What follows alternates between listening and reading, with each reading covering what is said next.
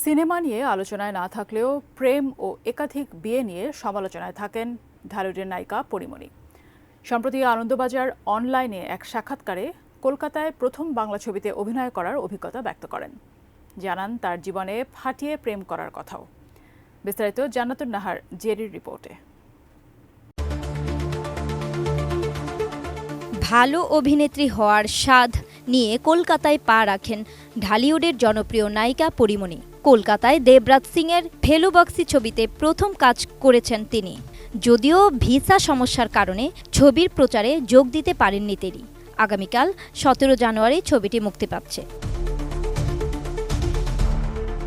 ফেলু বক্সিতে অভিনয়ের প্রস্তাব পেয়ে তার যে অনুভূতি হয়েছিল তা ব্যক্ত করেন আনন্দবাজার অনলাইনে। সাক্ষাৎকারে পরীমণি আরও জানান, সত্যি বলতে কি, অভিনয় করার ভাবনা নিয়ে কলকাতায় আসেনি। মনে মনে কোনো প্রস্তুতি না থাকলে সেটা হলে বা না হলে কোনো অনুভূতি তৈরি হয় না। আমারও তাই, কারণ তখনও আমি পুরোপুরি মাতৃত্বে ডুবেছিলাম। পদ্ম আরও ছোট ছিল। ওকে সামলে কি করে কাজ করব সেটাই একমাত্র চিন্তা ছিল।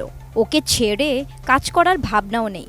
কিন্তু ছবিতে আমার অভিনীত চরিত্র শোনার পর সেই আমি কিছুতেই না বলতে পারলাম না।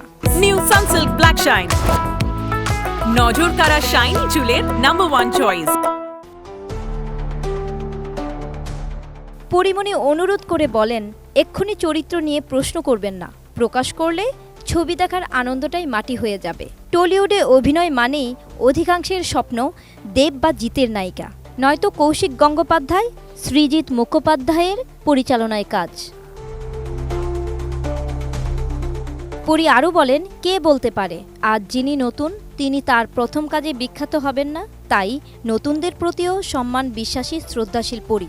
দলের প্রত্যেকেই প্রচণ্ড সুসংবদ্ধ ও নিয়মনিষ্ঠ, যা দেখে মনে হবে না ওরা নতুন।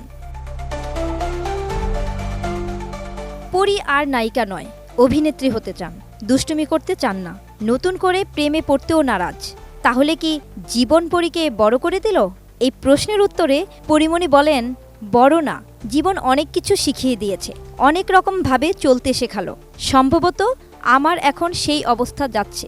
তিনি হেসে আরও বলেন, এত প্রেম করেছি যে আমার মতো ফাটিয়ে প্রেম বোধহয় ইন্ডাস্ট্রিতে আর কেউ করেনি।